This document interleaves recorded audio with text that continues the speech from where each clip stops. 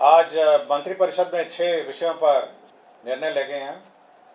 सबसे महत्वपूर्ण निर्णय राज्य में शिक्षा बहाली की और नियुक्ति की नियमावली का निर्णय मंत्रिपरिषद ने आज लिया है। इस नियमावली का नाम होगा बिहार राज्य विद्यालय अध्यापक नियुक्ति, स्थानांतरण, अनुशासनिक कार्रवाई एवं सेवा शर्त नियमावली 2023।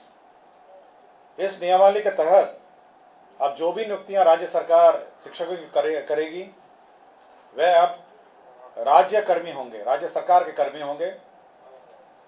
यह एक महत्वपूर्ण निर्णय है। इससे पूर्व आपको जानकारी होगी कि राज्य सरकार राज्य में पंचायत शिक्षक, पंचायत समिति शिक्षक और जिला परिषद के शिक्षक और नगर निकाय के स्थानीय निकायों के शिक्षक रहा करते थे।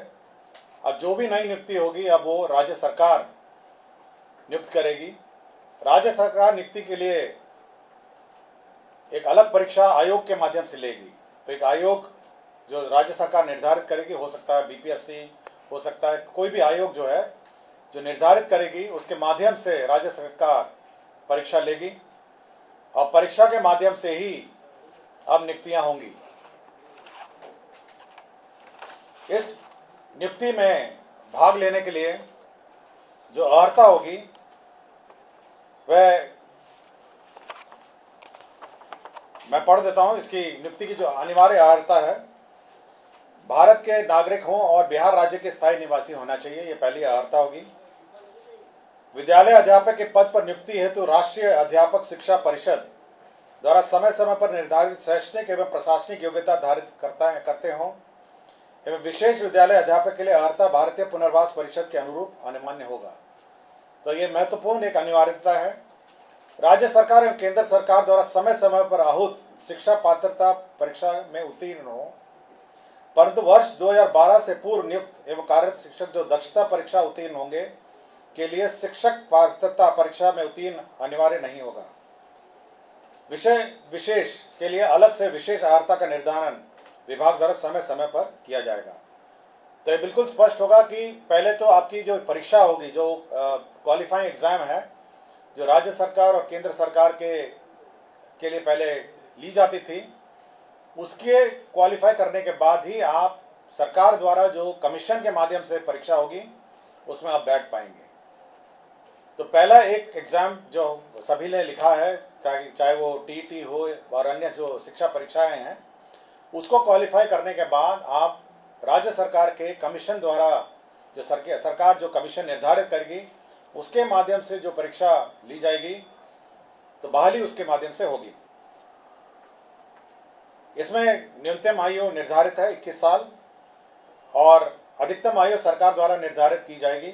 जो सरकारी नौकरी में अधिकतम आयु है वह होगी, लेकिन जो 10 साल की नियुक्ति वर्ष का जो छूट होगा, इस नियमावली के प्रवृत्त होने के पश्चात नियुक्ति के प्रथम संव्यवहार में अधिकतम आयु सीमा में 10 वर्ष की छूट दे होगी। तो इसमें नियमावली में 10 वर्ष का छूट का भी प्रावधान है जो लोग पूर्व में नियुक्त होंगे। इसमें यह खासियत यह है कि इस परीक्षा में जो अभी वर्तमान में जिसको आप कहते हैं 7वें चरण या अन्य चरण जो हैं, वो लोग भी बैठेंगे, परीक्षा लिखेंगे और साथ ही साथ जो अभी तक जो शिक्षक नियुक्ति जो गैर सरकारी शिक्षक हैं, जो सरकार के जो नगर निकाय और पंचायत स्तरीय और स्थानीय निकाय के शिक्षक हैं, वह भी इसमें बैठ पाएंगे। तो सभी प्रकार के शिक्षक जो हैं, जो अर्हता रखते हैं, वह बैठ पाएंगे और इस नियमावली के माध्यम से अगर अर्हता रखते होंगे तो कमीशन द्वारा जो परीक्षा ली जाएगी उसमें बैठेंगे। सभी जो कैंडिडेट्स हैं जो इस परीक्षा में लिखेंगे उनको 3 मौका दिया जाएगा। तो 3 बार लिख सकेंगे और 3 मौके के बाद वह नहीं लिख सकेंगे। जहाँ तक रिजर्वेशन की बात है, सारे राज्य सरकार द्वारा निर्धारित आरक्षण रोस्टर का पालन किया जाएगा और लेकिन साथ ही साथ जो आरक्षण है प्राथमिक एवं मध्य विद्यालय के मूल कोटि एवं स्थानक कोटि के विद्यालय प्रधानाध्यापक के पद पर प्रत्येक विषय में न्यूनतम 50% महिला अभ्यर्थियों की नियुक्ति की जाएगी। जो वर्तमान में शिक्षा में जो आरक्षण लागू है वह यथावत रहेगा, किंतु अन्य जो महिलाओं को छोड़ के अन्य जो राज्य सरकार का जो आरक्षण का नियम है वह लागू होगा। इसके साथ साथ अब सरकार के जो कानून हैं, सरकार के जो नियम हैं, सरकार का जो पेंशन है, सरकार का जो निर्धारित एनपीएस पेंशन है, ये सब लागू होगा। सरकार के जो आचरण है वो लागू होगा। यह नीति अब जिला संवर्ग के रूप में होगी, जिसमें जिला के अंदर स्थानांतरण का प्रावधान है और अंतर जिला का भी स्थानांतरण का विशेष परिस्थिति में प्रावधान है। संपुष्टि, सेवा संपुष्टि भी उसी अनुसार है, शिकायत अपील भी उसी अनुसार है। और कैबिनेट ने यह निर्णय लिया है कि अब अन्य किसी प्रकार से शिक्षा की नियुक्ति नहीं की जाएगी, शिक्षक की नियुक्ति नहीं की जाएगी। केवल जो सरकार द्वारा निर्धारित कमीशन है उसके माध्यम से परीक्षा होगी और उसी माध्यम से अब शिक्षा नियुक्ति होगी। यह बिल्कुल कैबिनेट ने स्पष्ट निर्णय ले लिया गया है। सप्तम केंद्र पुनरीक्षित वेतनमान संरचना में वेतन जो प्राप्त कर रहे हमारे सरकारी पदाधिकारी कर्मी हैं, उनको 1/1/2023 से के प्रभाव से डीए का जो रेट है वो 38 के स्थान पर बढ़ा के 42% हो गया है। राज्य सरकार को इस बढ़ोतरी में 1690 करोड़ का अधिक व्यय होगा, तो 38 के स्थान पर अब 42% डीए होगा। राज्य सरकार ने अपना जो कंटिजेंसी फंड है उसको 350 करोड़ से बढ़ा के 10,000 करोड़ कर लिया गया है। आपको जानकारी होगी, समय समय पे हम लोग कंटिजेंसी फंड से निकासी करते हैं, तो अब ये लिमिट 10,000 करोड़ का होगा, जिसमें आधा प्रतिशत जो 50% होता है वो आपदा के लिए सुरक्षित रखा जाता है। पटना जिला अंतर्गत जो वाल्मीकि का परिसर है उसमें 6.5 एकड़ जो ज़मीन है वह वर्तमान में भारतीय कृषि अनुसंधान परिषद को आवंटित है।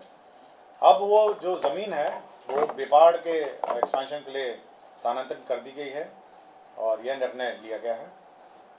और बिहार पुलिस में ईआरएसएस का जो सिस्टम लागू है उसमें जो अंडरग्राउंड केबल नेटवर्क है उसमें जो शुल्क, राइट ऑफ वे शुल्क दिया जाता है ईआरएसएस पुलिस मुख्यालय और अन्य स्थान के लिए, ईआरएसएस के योजना के लिए, तो ये शुल्क, राइट ऑफ वे का शुल्क माफ हो गया है। और एक पद सृजन का है जिसमें राज्य योजना मद में ग्रामीण विकास विभाग के अंतर्गत जवाहर ग्राम स्वरोजगार योजना के अंतर्गत सृजित जो 102 पद थे उसमें 53 पद अब स्थापना में प्रतिबद्ध परमानेंट पद हो जाएंगे और 39 पद है उसको सरेंडर कर दिया गया।